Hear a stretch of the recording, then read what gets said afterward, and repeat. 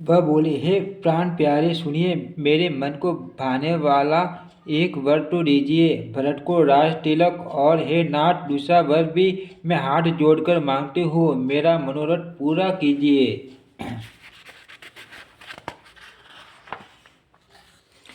तपस्वियों के वेश में विशेष उदासीन भाव से राज्य और कुटुंब आदि आदि की ओर से भली पार्टी उदासीन होकर विरक्त मुनियों की पार्टी राम 14 वर्ष तक वन में निवास करे।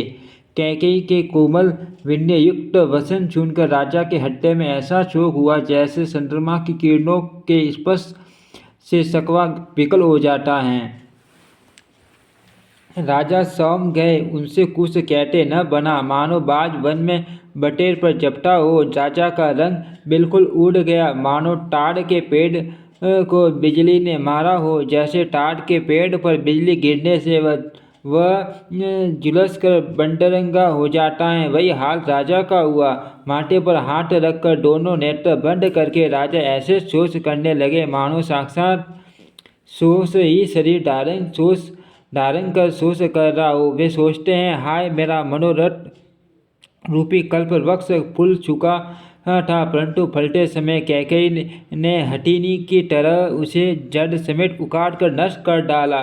कैकेयी अयोध्या को उजाड़ कर दिया और विपत्ति की अचल सुदृढ़ नींव डाल दी। किस अवसर पर क्या हो गया, स्त्री का विश्वास करके मैं वैसे ही मारा गया जैसे योग की सिद्धि रूपी फल मिलने के समय योगी को अविद्या नष्ट कर देती है। इस प्रकार राजा मन ही मन सीख रहे हैं। राजा का ऐसा बुरा हाल देखकर दुर्बुद्धि कैकेयी मन में बुरी तरह से क्रोधित हुई और बोली, क्या भरत आपके पुत्र नहीं है? क्या मुझे आप दाम देकर खरीद लाए हैं? क्या मैं आपकी विवाहित पत्नी नहीं हूँ? जो मेरा वचन सुनते ही आपको बांध सा लगा, तो आप सोच समझकर बात क्यों नहीं कहते? उत्तर दीजिए, हाँ कीजिए, नहीं तो नाई कर दीजिए। आप रघुवंश में सत्य प्रतिज्ञा वाले प्रसिद्ध हैं। आपने ही वर देने को कहा था, अब भले ही न दीजिए, सत्य को छोड़ दीजिए और जगत में अपयश लीजिए। सत्य की बड़ी सराहना करके वर देने को कहा था, समझा था कि यह सबेना ही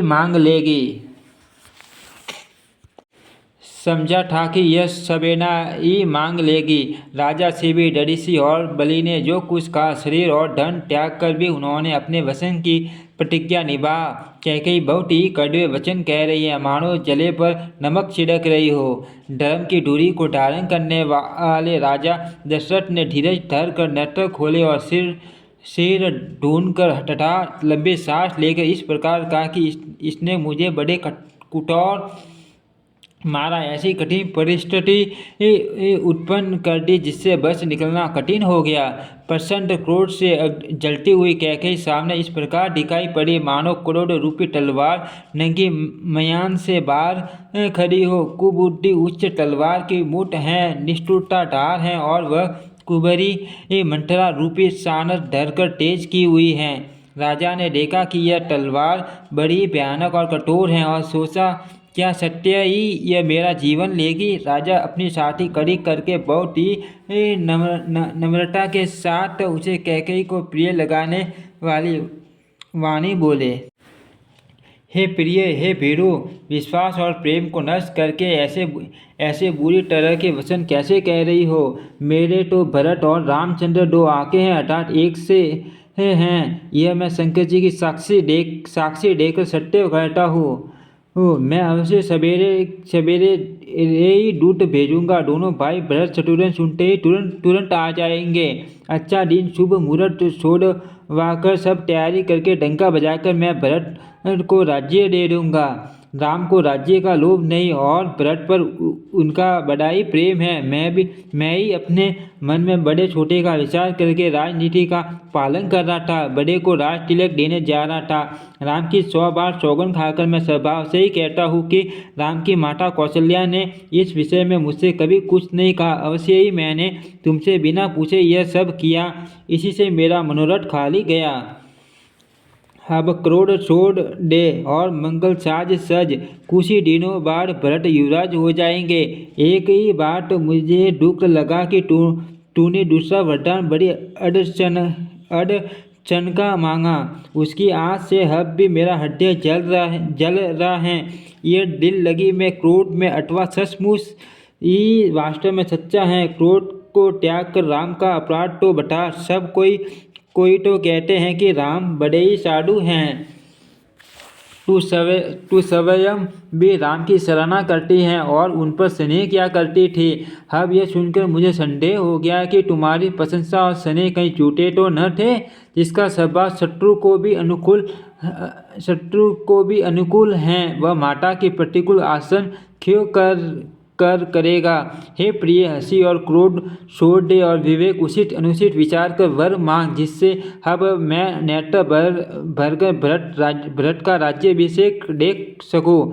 मछली शायद बिना पानी के जीती रहे और सांप भी शायद बिना मणि के दिन दुखी होकर जीता रहे, परंतु मैं स्वभाव से ही कहता हूँ, मन में जरा भी छल रखकर नहीं कि मेरा जीवन राम के बिना नहीं है। हे शत्रु प्रिय जी मैं समझ देख, मेरा जीवन श्री राम के दर्शन के अधीन है। राजा के कोमल वचन सुनकर दुर्बुद्धि कैकेयी अत्यंत जल रही है, मानो अग्नि में ढीकी आहुतियां पड़ रही हैं।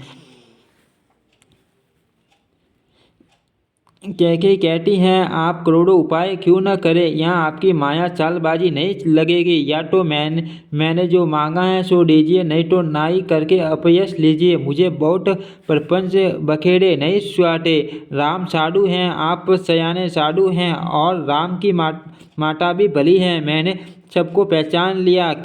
कौशल्या ने मेरा जैसा भला चाह है, मैं भी साका करके याद रखने योग्य उन्हें वैसा ही फल दूंगी।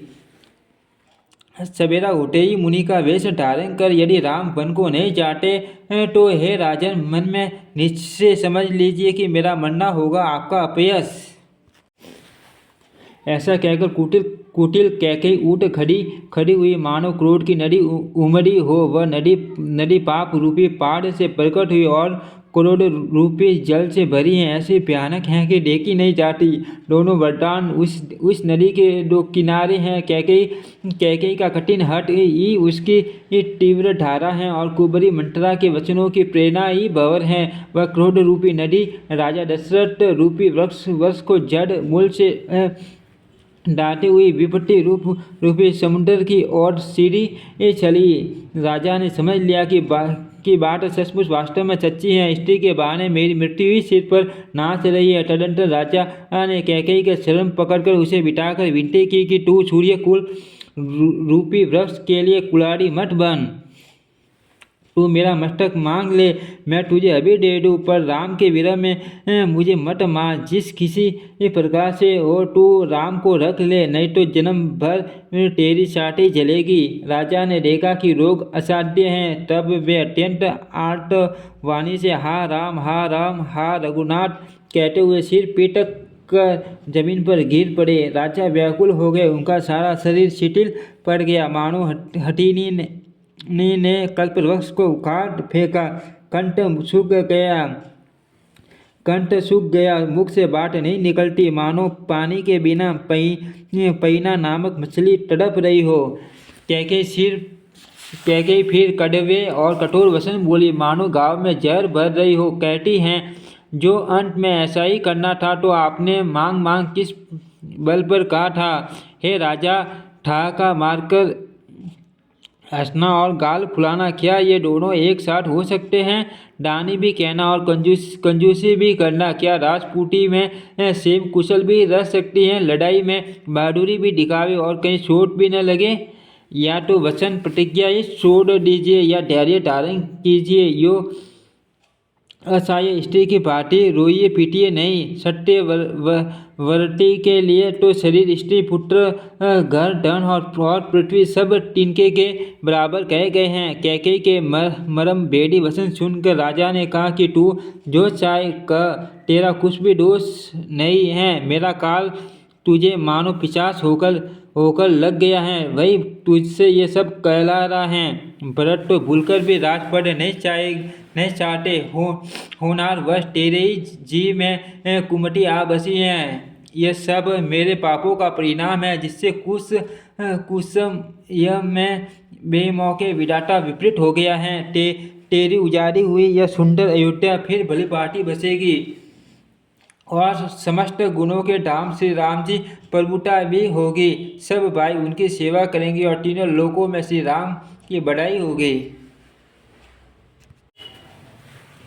केवल केवल तेरा कलंक और मेरा पछतावा मरने पर भी नहीं मिटेगा। यह किसी तरह नहीं जाएगा। अब तुझे जो अच्छा लगे वही कर। मुंह छिपाकर मेरी आंखों की ओट जा बैठ, अर्थात मेरे सामने से हट जा, मुझे मुंह न दिखा।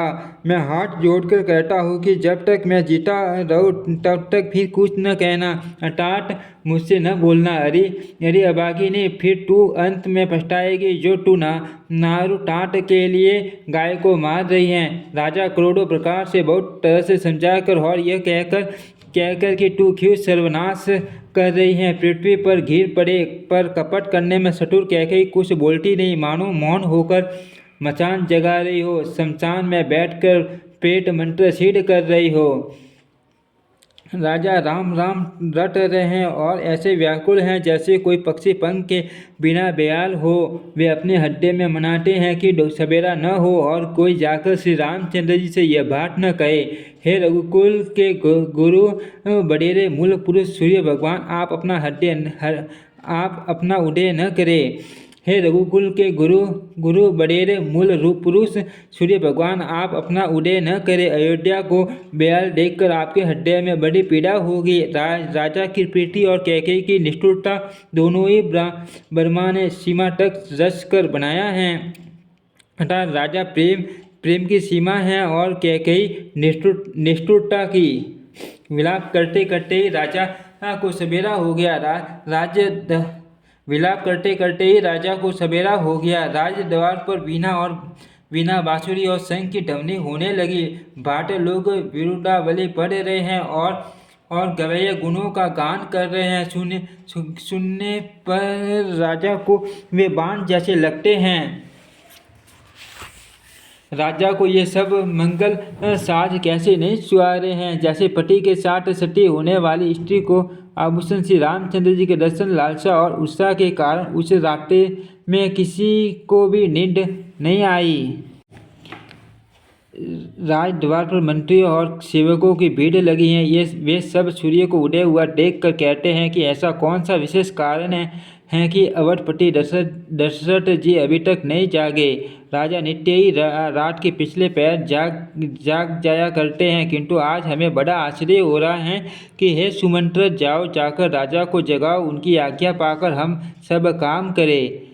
तब सुमंत्र रावले राजमहल में गए, पर महल को भयानक देखकर वे जाते हुए डर रहे हैं। ऐसा लगता है मानो दौड़कर काट खाएगा। उसकी ओर देखा भी न चाहता, मानो विपत्ति और विषाद ने वहाँ डेरा डाल रखा हो। पूछने पर कोई जवाब नहीं देता।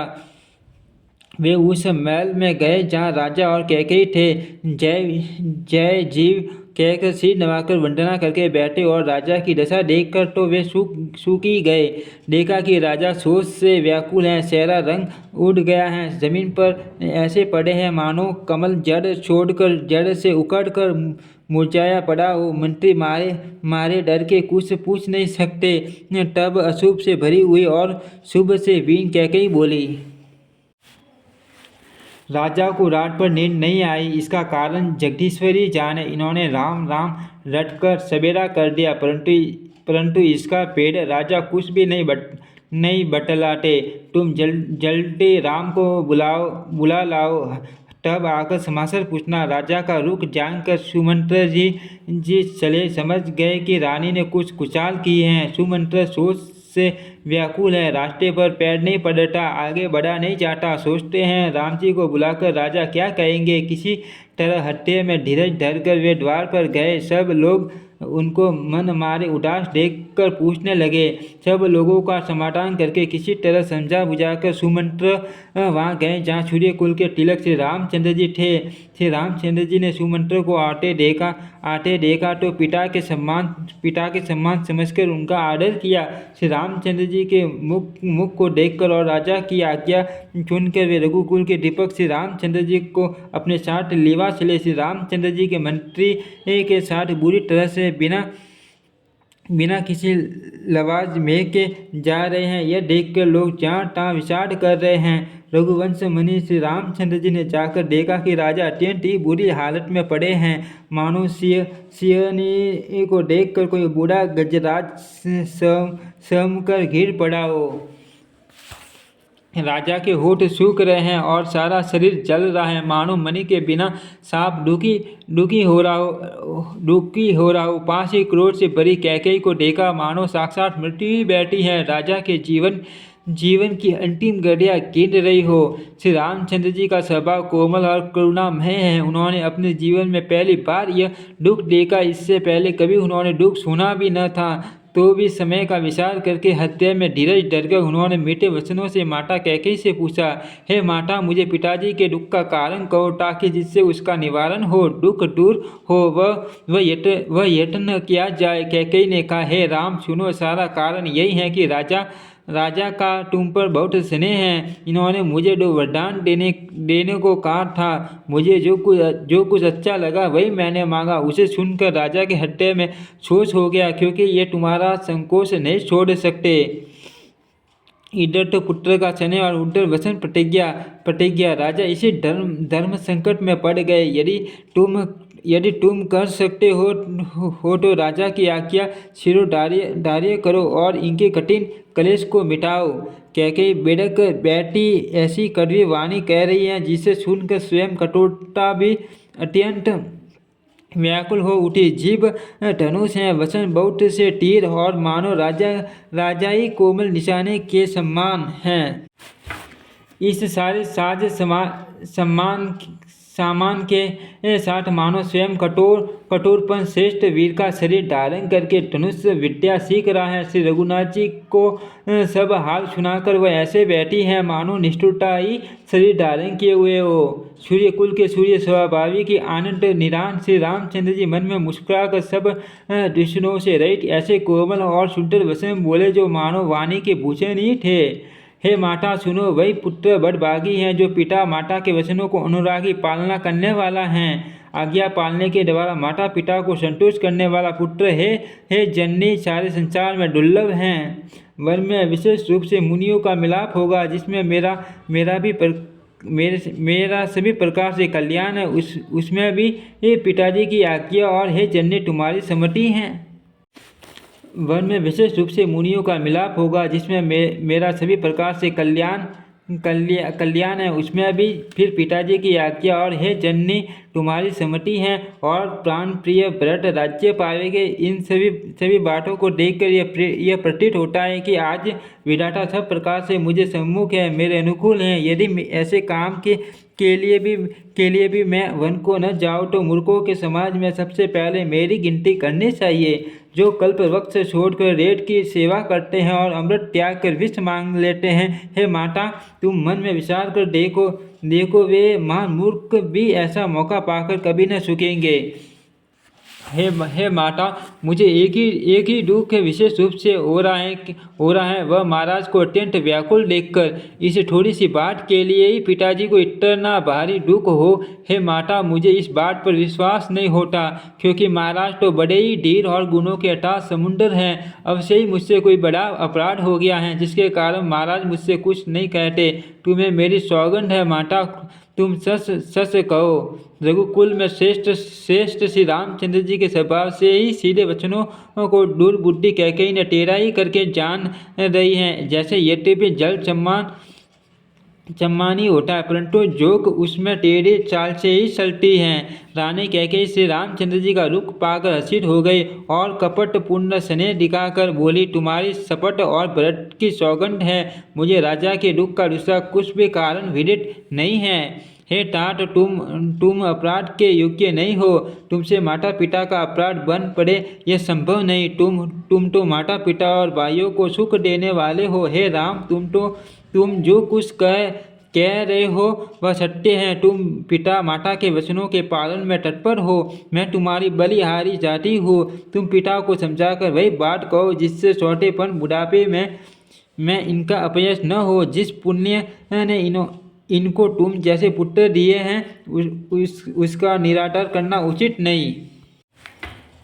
कैकेयी के बुरे मुख में ये शुभ वचन कैसे लगते हैं, जैसे मगध देश में गया आदिक तीर्थ श्री रामचंद्र जी को माता कैकेयी के सब वचन ऐसे अच्छे लगे जैसे गंगा जी में जाकर अच्छे बुरे सभी प्रकार के जल शुभ सुंदर हो जाते हैं। इतने में राजा की मूर्छा दूर हुई। उन्होंने राम का स्मरण करके राम राम कहकर फिर कर करवट ली। मंत्री ने श्री रामचंद्र जी का आना कहकर समय अनुकूल विनती की। जब राजा ने सुना कि श्री रामचंद्र पधारे हैं तो उन्होंने धीरज धर के नेत्र खोले। मंत्री ने संभाल कर राजा को बैठाया। राजा ने श्री रामचंद्र जी को अपने चरणों में पड़ते प्रणाम करते देखा। शने से विकल राजा ने राम जी को हड्डे से लगा लिया, मानो सांप ने अपनी खोई हुई मणि फिर पा ली हो।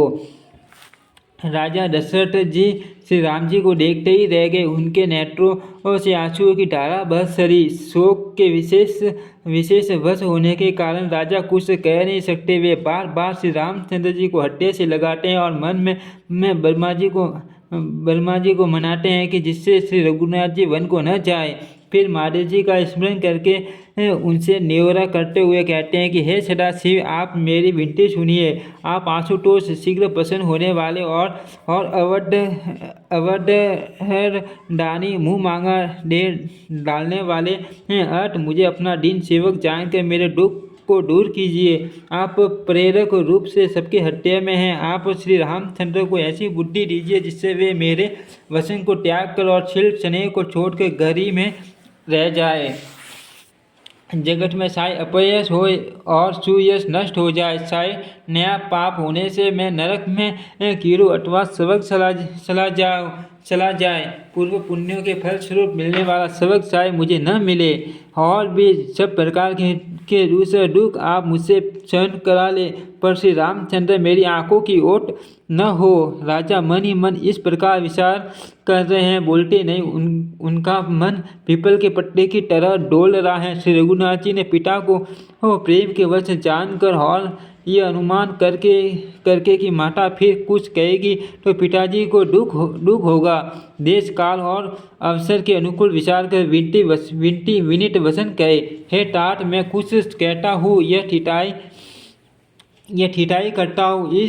इस अनौचित्य को मेरी बाल्यावस्था समझकर क्षमा कीजिएगा। इस अत्यंत तुच्छ बात के लिए आपने इतना दुख पाया, मुझे किसी ने पहले कहकर यह बात नहीं जनाई। स्वामी, आपको इस दशा में देखकर मैंने माता से पूछा। उनसे सारा प्रसंग सुनकर मेरे सब अंग शिथिल हो गए। मुझे बड़ी प्रसन्नता हुई।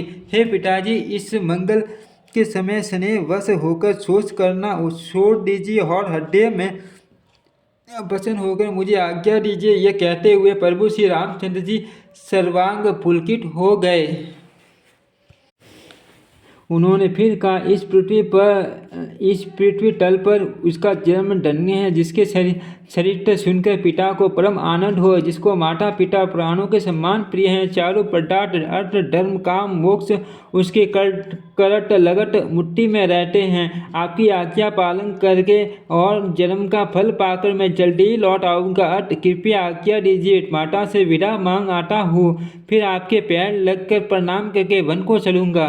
ऐसा कहकर तब श्री रामचंद्र जी वहाँ से चल दिए। राजा ने शोकवश कोई उत्तर नहीं दिया। वह बहुत ही तीखी अप्रिय बात नगर में इतनी जल्दी फैल गई मानो डंक मारते ही बिच्छू का विष सारे शरीर में चढ़ गया हो। इस बात को सुनकर सब स्त्री पुरुष ऐसे व्याकुल हो गए जैसे दावानल वन में आग लगी देखकर बेल और वृक्ष मुरझा जाते हैं। जो जहाँ सुनता है वह वहीं सिर ढूंढने पिटने लगता है। बड़ा विषाद है, किसी को धीरज नहीं बनता। सबके मुख सूख जाते हैं, आंखों से आंसू बहते हैं, शोक हृदय में नहीं समाता। मानो मानो करुणा रस की सेना अवध पर डंका बजाकर उतर आई हो। सब मेल मिल गए थे, सब सहयोग ठीक हो गए थे, इतने में ही विधाता ने बात बिगाड़ दी। जहाँ तहाँ लोग कैकेयी को गाली दे रहे हैं। इस पापी इनको क्या सूझ पड़ा जो इसने सारे घर पर आग रख दी। ये अपने हाथ से अपनी आंखों को निकालकर आंखों के बिना ही देखना चाहती हैं और अमृत फेंककर विष सकना चाहती हैं। यह कुटिल कठोर दुर्बुद्धि और अभागिनी कैकेयी रघुवंश रूपी बांस के वन के लिए अग्नि हो गई। पट्टे पर बैठकर इसने पेड़ को काट डाला, सुख में शोक का ठाट ठट कर रख दिया। श्री रामचंद्र जी इससे सदा प्राणों के सम्मान प्रिय थे, फिर भी न जाने किस कारण इसने ये कुटिलता ठानी। कवि सत्य ही कहते हैं कि स्त्री का स्वभाव सब प्रकार से पकड़ने में न आने योग्य अथाह और भेद भरा होता है। अपना परछाई भले ही पकड़ जाए, पर भाई स्त्रियों की गति चाल नहीं जानी जाती। आग क्या नहीं जला सकती, समुद्र में क्या क्या नहीं समा सकता, अबला कहने वाली प्रबल स्त्री जाति क्या नहीं कर सकती, और जगत में काल किसको नहीं खाता। विधाता ने क्या सुनकर क्या सुना दिया, और क्या दिखाकर अब वह क्या दिखाना चाहता है। एक कहते हैं कि राजा ने अच्छा नहीं किया, दुर्बुद्धि कैकेयी को विचार कर वर नहीं दिया। एक जो हट करके कैकेयी को बात को बुरा करने में बड़े रहकर स्वयं सब दुखों के पात्र हो गए। स्त्री के विशेष वश होने के कारण मानो उनका ज्ञान और गुण जाता रहा। एक दूसरे जो धर्म की मर्यादा को जानते और सयाने हैं, वे राजा को दोष नहीं देते। वे शिवी ऋषि और हरिश्चंद्र की कथा एक दूसरे से बखान कर कहते हैं। कोई एक इसमें भरत जी की संपत्ति बताते हैं, कोई एक सुनकर उदासीन भाव से रह जाते हैं, कुछ बोलते नहीं। कोई हाथों से कान मोड़कर और जीभ को दांतों तले दबाकर कहते हैं कि यह बात झूठ है, ऐसी बात कहने से तुम्हारे पुण्य नष्ट हो जाएंगे। भरत जी को तो श्री रामचंद्र जी प्राणों के सम्मान प्यारे हैं। चंद्रमा साय शीतल किरणों की जगह आग की चिंगारियां बरसाने लगे और अमृत चाय विष के सम्मान हो जाए, परंतु भरत जी सपन में भी कभी श्री रामचंद्र जी के विरुद्ध कुछ नहीं करेंगे। कोई एक विधाता को दोष देते हैं जिसने अमृत दिखाकर विष दे दिया। नगर में खलबली मच गई, सब किसी को सोच हो गया, हट्टे में दूसरे जलन हो गई, आनंद उत्साह मिट गया। ब्राह्मणों की स्त्रियां कुल की मान्य बड़ी बुद्धि और जो कैकेयी की परम प्रिय थी, वे उसके शील की सराहना करके उसे सीख देने लगी, पर उसको उनके वचन बाण के सम्मान लगते हैं। वे कहती हैं, तुम तो सदा कहा करती थी कि श्री रामचंद्र के सम्मान मुझको भरत भी प्यारे नहीं। इस बात को सारा जगत जानता है। श्री रामचंद्र जी पर तो तुम स्वाभावी की स्नेह करती रही हो, आज किस अपराध से उन्हें वन देती हो। तुमने कभी सौटी या डाह नहीं किया। सारा देश तुम्हारे प्रेम और विश्वास को जानता है। अब कौशल्या तुम्हारा कौन सा बिगाड़ कर दिया जिसके कारण तुमने सारे नगर पर वज्र गिरा दिया। क्या सीता जी अपने पति श्री रामचंद्र जी का साथ छोड़ देगी? क्या लक्ष्मण जी श्री रामचंद्र जी के बिना घर रह सकेंगे? क्या भरत जी श्री रामचंद्र जी के बिना अयोध्यापुरी का राज्य भोग सकेंगे? और क्या श्री रामचंद्र जी के बिना जीवित रह सकेंगे? अर्थात न सीता जी यहाँ रहेगी, न लक्ष्मण जी रहेंगे, न भरत जी राज्य करेंगे और न राजा ही जीवित रहेंगे। सब उजाड़ हो जाएगा।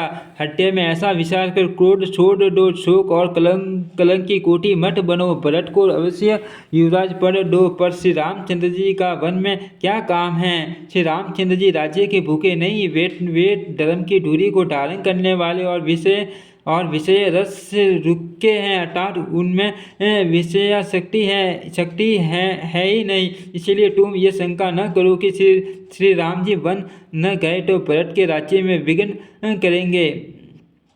करेंगे। इतने पर भी मन न माने तो तुम राजा से दूसरा ऐसा वर ले लो कि श्री राम घर छोड़कर गुरु के घर रहे। जो तुम हमारे कहने पर न चलोगी तो तुम्हारे हाथ कुछ भी न लगेगा।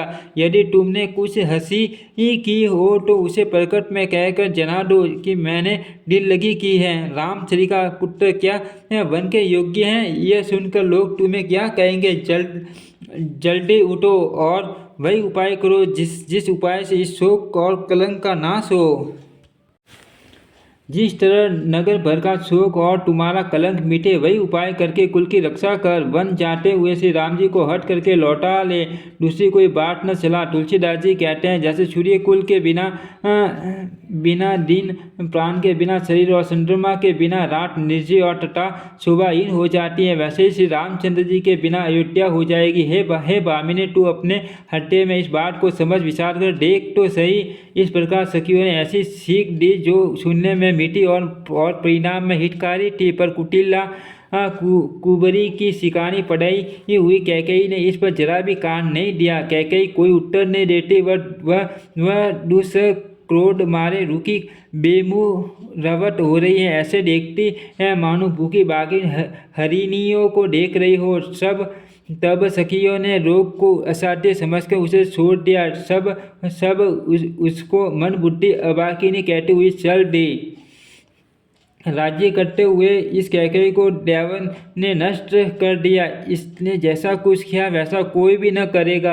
नगर के सब स्त्री पुरुष इस प्रकार विलाप कर रहे हैं और उस कुशाली कैकेयी को करोड़ों गालियां दे रहे हैं। लोग विष जवर भयानक दुख की आग से जल रहे हैं। लंबे सांसें लेते हुए वे कहते हैं कि श्री रामचंद्र जी के बिना जीने की कौन आशा है। मानव युग की आशंका से प्रजा ऐसी व्याकुल हो गई है मानो पानी सूखने के समय जलचर जीवों का समुदाय व्याकुल हो। सभी पुरुष और स्त्री अत्यंत विषाद के वश हो रहे हैं। स्वामी श्री रामचंद्र जी माता कौशल्या के पास गए। उनका मुख प्रसन्न है और सीट में 100 गुना उत्साह है। यह सोच मिट गया कि राजा कहीं न रख न ले। श्री राम जी को राज तिलक की बात सुनकर विषाद हुआ था कि सब भाइयों को छोड़कर बड़े भाई मुझको ही राज तिलक क्यों होता है। अब माता कैकेयी की आज्ञा और पिता की मौन सम्मति पाकर वह सोच मिट गया।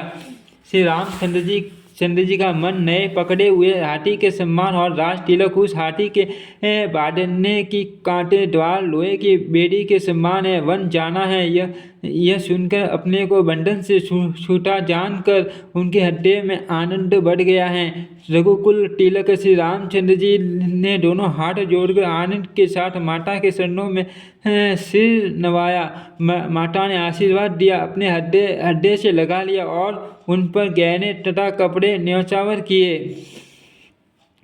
माता बार बार श्री रामचंद्र जी का मुख सूंघ रही है। नेत्रों में प्रेम का जल भर आया है और सब अंग पुलकित हो गए हैं। श्री राम को अपनी गोद में बैठाकर फिर हृदय से लगा लिया। सुंदर स्तन प्रेम रस दूध बहाने लगे। उनका प्रेम और मान आनंद कुछ कहा नहीं जाता, मानो कंकाल ने कुबेर का पद पा लिया हो। बड़े आदर के साथ सुंदर मुख देखकर माता मधुर वचन बोली, हे तात माता बलिहारी जाती है कहो, वह आनंद मंगलकारी लगन गभ है जो मेरे पुण्य शील और सुख की सुंदर सीमा है और जन्म लेने के लाभ की पुण्यत अवधि है तथा जिस लगन को सभी स्त्री पुरुष अत्यंत व्याकुलता से इस प्रकार चाहते हैं जिस प्रकार प्यास से चातक और चातक की शरद ऋतु के स्वाति नक्षत्र की वर्षा को चाहते हैं। हे तात, मैं बलैया लेती हूँ, तुम जल्दी नहा लो और जो मन भावे कुछ मिठाई खा लो। भैया तब पिता के पास जाना, बहुत देर हो गई। माता बलिहारी जाती है। माता के अत्यंत अनुकूल वचन सुनकर जो मानो स्नेह रूपी कल्प वृक्ष के फूल थे, जो सुख रूपी मकर रंध पुष्प रस से भरे थे और श्री राज लक्ष्मी के मूल थे, ऐसे वचन रूपी फूलों को देखकर श्री रामचंद्र जी का मन रूपी भौरा उन पर नहीं भूला। धर्म धूरी ने श्री रामचंद्र जी ने धर्म की गति को जानकर माता से अत्यंत कोमल वाणी से कहा, हे माता, पिताजी ने मुझको वन का राज्य दिया है, जहाँ सब प्रकार से मेरा बड़ा काम बनने वाला है। हे माता, तू प्रसन्न मन से मुझे आज्ञा दे, जिससे मेरी वन यात्रा में आनंद मंगल हो। मेरे स्नेह वर्ष भूलकर भी डरना नहीं। हे माता, तेरी कृपा से आनंद ही होगा। 14 वर्ष वन में रहकर पिताजी के वचन को प्रमाणित सत्य कर फिर लौटकर तेरे चरणों का दर्शन करूंगा। तू मन को मलान दुखी न कर। रघुकुल में श्रेष्ठ श्री राम जी के ये बहुत ही नम्र और मीठे वचन माता के हृदय में बाण के समान लगे और कसने के लगे। उस शीतल वाणी को सुनकर कौशल्या वैसे ही समक कर सूख गई, जैसे बरसात का पानी पड़ने से जवासा सूख जाता है। हड्डे का विषाद कुछ कहा नहीं जाता। मानो सिंह की गर्जना सुनकर हिरनी विकल हो गई। नेत्रों में जल भर आया, शरीर थर थर कांपने लगा, मानो मछली मांझा पहली वर्षा का फेन खाकर बदवास हो गई हो। धीरज डरकर पुत्र का मुख देखकर माता गदगद वचन कहने लगी। हे तात, तुम तो पिता को प्राणों के सम्मान प्रिय हो। तुम्हारे चरित्रों को देखकर वे नित्य प्रसन्न होते थे। राज्य देने के लिए उन्होंने ही शुभ दिन छोड़वाया था, फिर अब किस अपराध से वन जाने को कहा। हे तात, मुझे इसका कारण सुनाओ। सूर्य वंश रूपी वन को जलाने के लिए अग्नि कौन हो गया? तब श्री रामचंद्र जी का रूप देखकर मंत्री के पुत्र ने सब कारण समझाकर कहा।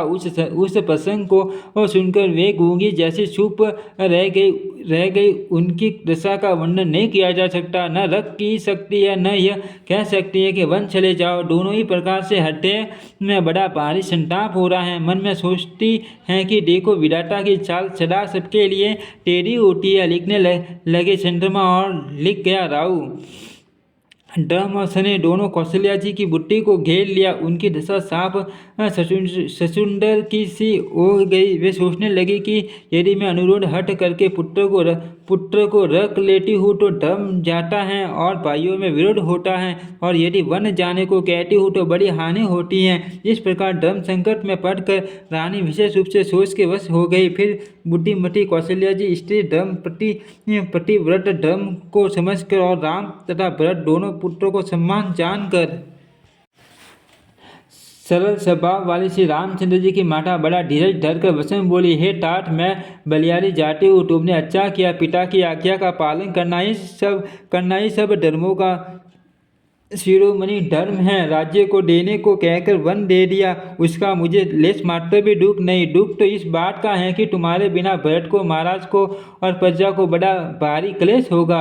हे तात, यदि केवल पिताजी की आज्ञा हो तो माता को पिता से बड़ी जानकर वन को मत जाओ, किंतु यदि पिता माता दोनों वन जाने को कहा हो तो वन तुम्हारे लिए सैकड़ों अयोध्या के समान है। वन के देवता तुम्हारे पिता होंगे और वन देविया माता होगी। वहाँ के पशु पक्षी तुम्हारे शरण कमलों के सेवक होंगे। राजा के लिए अंत में तो वनवास करना उचित ही है। केवल तुम्हारी सुकुमार अवस्था देखकर हृदय में दुख होता है। हे रघुवंश के तिलक, वन बड़ा भाग्यवान है और यह अवध्य अभागी है जिसे तुमने त्याग दिया। हे पुत्र, यदि मैं कहूँ कि मुझे भी साथ ले चलो तो तुम्हारे हृदय में संदेह होगा कि माता इसी बहाने मुझे रोकना चाहती हैं। हे पुत्र, तुम सभी के परम प्रिय हो, प्राणों के प्राण और हृदय के जीवन हो। वही प्राणधार तुम कहते हो कि माता मैं वन को जाऊँ, और मैं तुम्हारे वचनों को सुनकर बैठी पछताती हूँ।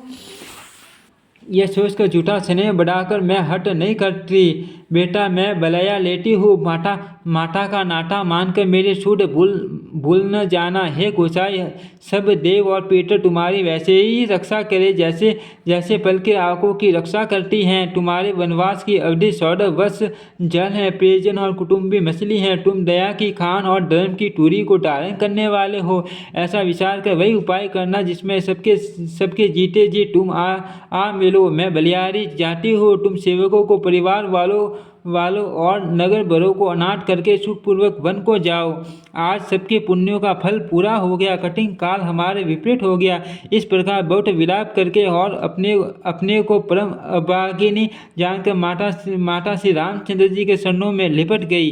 हृदय में भयानक दुख संताप सा गया। इस समय के बहुविधि विलाप का वर्णन नहीं किया जा सकता। श्री रामचंद्र जी ने माता को उठाकर हृदय से लगा लिया और फिर कोमल वचन कहकर उन्हें समझाया। उसी समय यह समाचार सुनकर सीताजी अकुला उठी और सास के पास जाकर उनके दोनों चरण कमलों की वंदना कर सिर निशा करके बैठ गई। सास ने कोमल वाणी से आशीर्वाद दिया। वे सीताजी को अत्यंत सुकुमारी देखकर व्याकुल हो उठी। रूप की राशि और पति के साथ पवित्र प्रेम करने वाले सीताजी निशा मुख किए बैठी सोच रही हैं। जीवन साथी प्राणनाथ वन को चलना चाहते हैं। देखे किस पुण्यवान से उनका साथ होगा। शरीर और प्राण दोनों छाट जाएंगे, केवल प्राणी से इनका साथ होगा। विधाता की कन्या कुछ जानी नहीं जाती। सीताजी अपने सुंदर चरणों के नगों से डरती कुरेद रही है। ऐसा करते समय नुपुरों का जो मधुर शब्द हो रहा है, कवि उसका इस प्रकार वर्णन करते हैं कि मानो प्रेम के वश होकर नुपुर यह विनती कर रहे हैं कि सीताजी के शरण कभी हमारा त्याग न करे। सीताजी सुंदर नेत्रों से जल बहा रही है। सीताजी सुंदर नेत्रों से जल बहा रही है। उनकी यह दशा देखकर श्री राम जी की माता कौशल्या जी बोली, हे तात सुनो, सीता अत्यंत ही सुकुमारी हैं तथा सास ससुर और कुटुंबी सभी को प्यारी हैं। इनके पिता जनक जी राजाओं के शिरोमणि हैं। ससुर सूर्य कुल के सूर्य हैं और पति सूर्य कुल रूपी कुमुद वन को खिलाने वाले चंद्रमा तथा गुण और रूप के भंडार हैं। फिर मैंने रूप की राशि, सुंदर गुण और शील वाली प्यारी पुत्र वधु पाई है। मैंने इन जानकी को आंखों की पुतली बनाकर इनसे प्रेम बढ़ाया है और अपने प्राण इनमें लगा रखे हैं। इन्हें कल्पलता के समान मैंने बहुत तरह से बड़े लाल साव के साथ स्नेह रूपी जल से सींच कर पाला है। अब इस लता के फलने के समय विधाता वाम हो गए हैं। कुछ जाना नहीं जाता कि इसका क्या परिणाम होगा। सीता ने प्रिय कष्ट पलंग के ऊपर गोड़ और हिंडोले को छोड़कर कठोर पृथ्वी पर कभी पैर नहीं रखा। मैं सदा संजीवनी जरी के समान सावधानी से इनकी रखवाली करती रही हो। कभी दीपक की बत्ती हटाने को भी नहीं कहती। वही सीता अब तुम्हारे साथ वन चलना चाहती हैं। हे रघुनाथ, उसे क्या आज्ञा होती है। चंद्रमा की किरणों का रस अमृत चाहने वाले सकोरी सूर्य की और आग किस तरह मिला सकती है। हाथी, शेर, राक्षस आदि अनेक दुष्ट जीव जंतु वन में विचरते रहते हैं। हे पुत्र, क्या विष की वाटिका में सुंदर संजीवनी बूटी शोभा पा सकती हैं। वन के लिए तो ब्रह्मा जी ने विशेष सुख को न जानने वाली कोल और भीलों की लड़कियों को रचा है, जिनका पत्थर के कीड़े जैसा कठोर स्वभाव है। उन्हें वन में कभी क्लेश नहीं होता। अथवा तपस्वियों की स्त्रियां वन में रहने योग्य हैं, जिन्होंने तपस्या के लिए सब भोग त्याज दिए हैं। हे पुत्र, जो तस्वीर के बंदर को देखकर डर जाती हैं, वे सीता वन में किस तरह रह सकेगी। देव सरोवर के कमल वन में विचरण करने वाली हंसिनी क्या गौड़ेय तलैयों में रहने के योग्य हैं। ऐसा विचार कर जैसी तुम्हारी आज्ञा हो मैं जानकी को वैसी ही शिक्षा दूँ। माता कहती है, यदि सीता घर में रहे तो मुझको बहुत सारा हो जाए। श्री रामचंद्र जी की माता की प्रिय वाणी सुनकर जो मानो शील और स्नेह रूपी अमृत सनी हुई थी। माता कहती हैं, यदि सीता घर में रहे तो मुझको बहुत सारा हो जाए। श्री रामचंद्र जी ने माता की प्रिय वाणी सुनकर जो मानो शील और स्नेह रूपी अमृत से सनी हुई थी, विवेकमय प्रिय वचन कहकर माता को संतुष्ट किया। फिर वन के गुण दोष प्रकट करके वे जानकी जी को समझाने लगे। मासा प्रायण 16वां विश्राम। ओम श्री रामचरितमानस नमः।